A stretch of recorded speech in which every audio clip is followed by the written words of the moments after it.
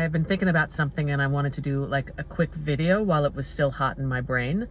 I want to talk about a dynamic and a phenomenon that happens, especially with people who have like insecure attachment styles or like personality adaptations or disordered ways of thinking.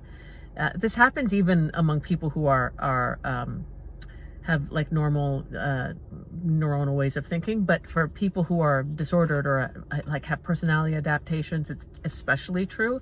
So I have a lot of like really, really good things going on in my life right now.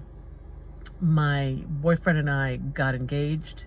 I moved in with him, and I am expanding certain things in my career and my life, and there's just like a lot of joy and a lot of happiness that I'm taking in a lot more.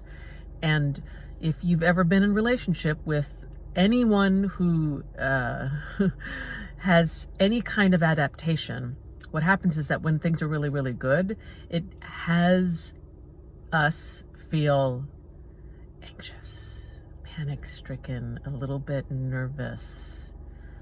And then we start to sabotage, create drama, make things bad, wrong, create problems. Start thinking there's a problem. It's sort of like the cycle that you all will recognize of the love bombing, then boredom, and then or devaluing, and then discard. Sort of an inevitable process that happens with us. So I've been in recovery for a long, long time, and what I was noticing with my fiancé is that I started to devalue him in my mind.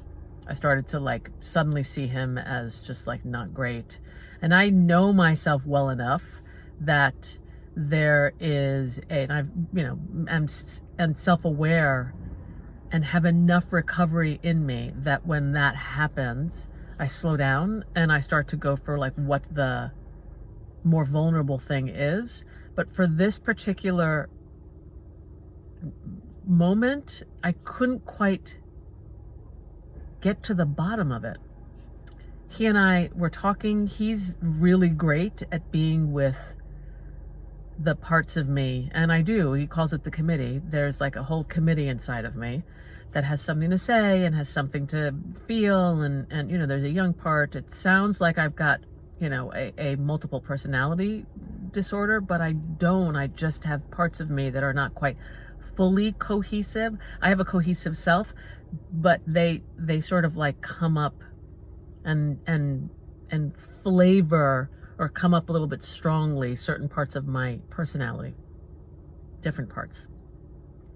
Sometimes I'll have a young part, sometimes I'll have a really contemptuous, disdainful, like nothing is satisfying. Sometimes I'll have a part that's really young and like 16 years old. Sometimes there's like, it's just like different aspects of me.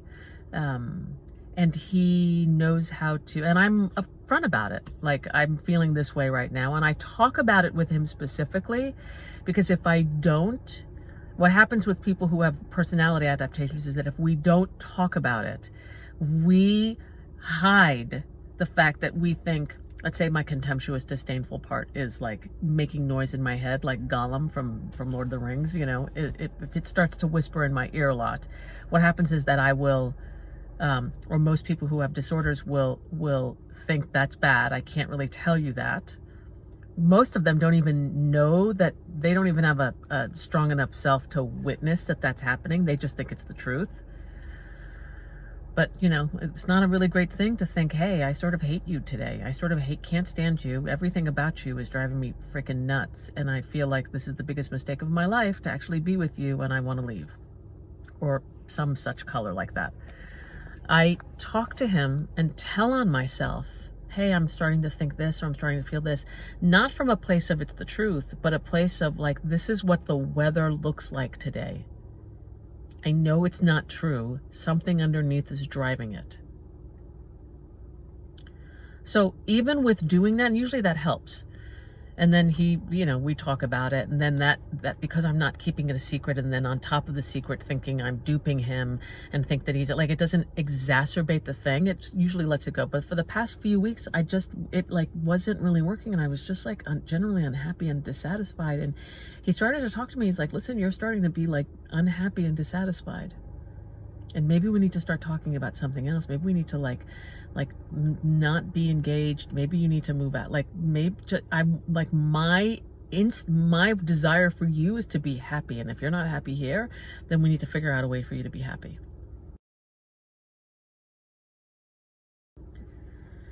And I had enough self-awareness to know that this was like a bigger thing that was going on. I was like, let's definitely pause. But I don't think it's about just you and I. And what I realized after we paused and slowed down was that at one point when we got engaged, I just got overwhelmed and full. It was too much joy for me to have. And then I just kept having more. And it was too much for me. It was way too much for me. And when it's too much for me in my system, I'm learning how to be happy.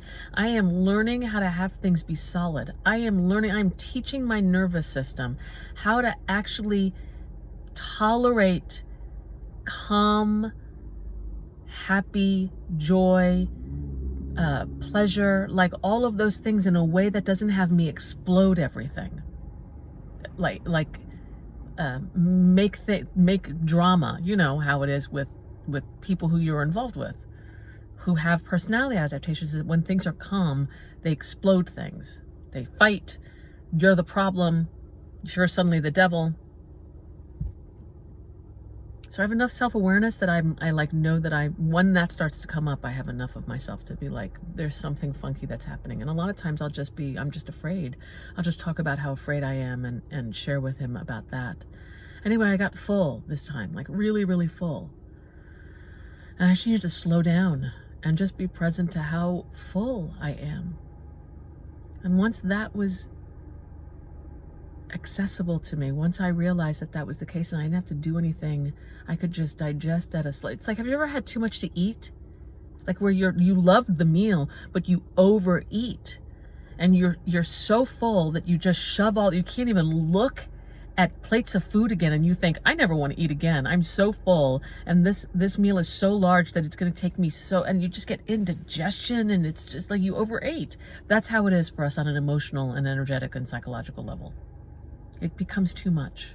And then everything around me is just like, get the fuck away from me. So I wanted to share a little bit about that.